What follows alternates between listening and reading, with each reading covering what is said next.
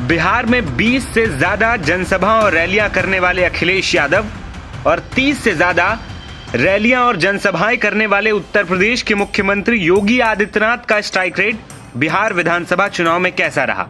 जिन जिन सीटों पर इन नेताओं ने रैलियां की, वहां किसकी जीत हुई? क्योंकि इस चुनाव में सिर्फ बिहार के नेताओं की प्रतिष्ठा ही दांव पर नहीं लगी थी, बल्कि अखिलेश यादव और उत्तर प्रदेश के मुख्यमंत्री के प्रभाव का भी बड़ा टेस्ट था। दरअसल बिहार चुनाव के रिजल्ट में नीतीश मोदी की आंधी के आगे राहुल तेजस्वी के गठबंधन की एक न चली और उनका महागठबंधन महज 31 सीटों पर ही सिमट कर रह गया, जबकि एनडीए ने डबल सेंचुरी लगा दी। बिहार चुनाव में उत्तर प्रदेश के मुख्यमंत्री योगी आदित्यनाथ ने 31 जनसभाएं और रैलियां की। समाजवादी पार्टी के मुखिया अखिलेश यादव ने किसी भी सीट पर चुनाव लड़े बगैर बिहार में महागठबंधन के लिए 25 सीटों पर प्रचार किया और इन सीटों पर आए परिणामों में एक बार फिर यूपी के सीएम योगी आदित्यनाथ अखिलेश पर भारी पड़े और उनकी प्रचार वाली सीटों पर जीत का स्ट्राइक रेट 87% से ज्यादा है, जबकि अखिलेश यादव का स्ट्राइक रेट महज 16% रहा।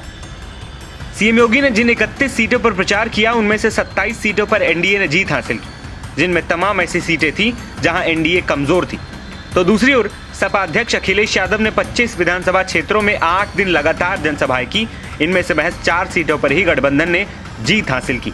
अखिलेश जिन सीटों पर प्रचार करने गए, उनमें से रघुनाथपुर, बोधगया, रफीगंज और बिस्फी में राजद के उम्मीदवार जीते। लेकिन यहाँ एक और दिलचस्प आंकड़ा देखने वाला है। बिहार की 3 ऐसी सीटें रहीं जहां योगी और अखिलेश दोनों ने सभाएं की थी। इसमें सिवान की रघुनाथपुर, पूर्वी चंपारण की मोतिहारी और मधुबनी जिले की बिस्फी विधानसभा क्षेत्र शामिल है। इसमें अखिलेश यादव भारी पड़ते नजर आए। रघुनाथपुर और बिस्फी सीट राजद ने जीत ली, जबकि मोतिहारी पर भाजपा के प्रत्याशी की जीत हुई। दिलचस्प संयोग यह रहा कि बिहार में राजद ने 25 सीटें ही जीती और अखिलेश यादव ने भी 25 सीटों पर ही चुनाव प्रचार किया था। हालांकि राजद ने जो 25 सीटें जीती हैं और जहां अखिलेश ने प्रचार किया, उनमें 4 सीटें ही कॉमन हैं। इस तरह से कह सकते हैं कि जहां अखिलेश का स्ट्राइक रेट 16% रहा, वहीं मुख्यमंत्री योगी आदित्यनाथ का स्ट्राइक रेट 87% रहा। यानी साफ है कि सीएम योगी यहां भी अखिलेश यादव पर भारी पड़ते नजर आए। इसके अलावा यह परिणाम दर्शाता है कि योगी फैक्टर, हिंदुत्व पिच और गवर्नेंस इमेज ने बिहार में एनडीए के लिए बड़ा काम भी किया। जनसभाओं में उनकी लोकप्रियता और भाषण शैली ने स्पष्ट रूप से मतदाताओं को प्रभावित किया और जमीन पर वोटों में तब्दील भी किया और इसका असर ग्राउंड पर रैलियों में दिख भी रहा था। हर जनसभा में सीएम योगी का जोरदार स्वागत, बुलडोजर से फूलों की बारिश और आरती तक उनकी उतारी जा रही थी। वहीं सिर्फ अखिलेश यादव और मुख्यमंत्री योगी आदित्यनाथ ही नहीं, बल्कि बसपा प्रमुख मायावती भी बिहार चुनाव में कैमूर जिले की भभुआ सीट पर प्रचार करने गई थी। वहां पर सभी 5 प्रत्याशी एक मंच पर पहुंचे थे, लेकिन मायावती ने इस दौरान इनमें से एक ही सीट पर दर्ज की।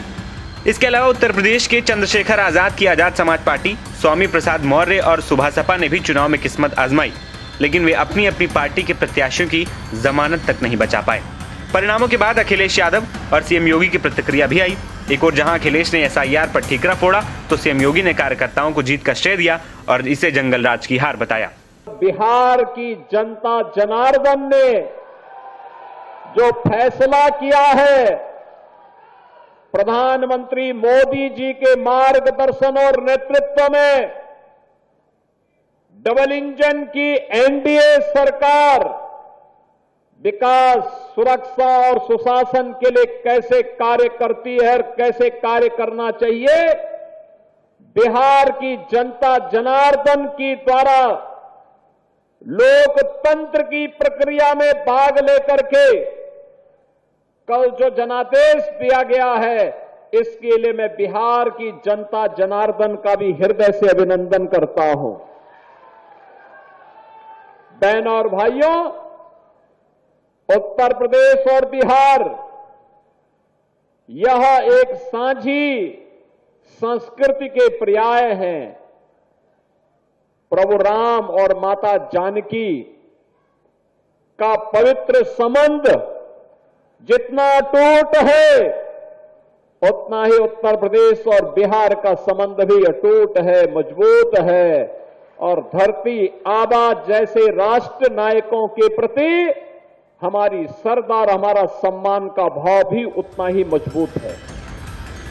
फिलहाल बिहार परिणाम की बात करें तो एनडीए ने महागठबंधन को पूरी तरह धराशायी किया है और ऐसा किया कि जितनी सीटें एग्जिट पोल में मिल रही थी उतनी भी नहीं मिली और महज 31 सीटों से ही महागठबंधन को संतोष करना पड़ा और एनडीए ने डबल सेंचुरी मारकर एक बार फिर से सरकार में वापसी की घोषणा कर दी। नवभारत टाइम्स की रिपोर्ट।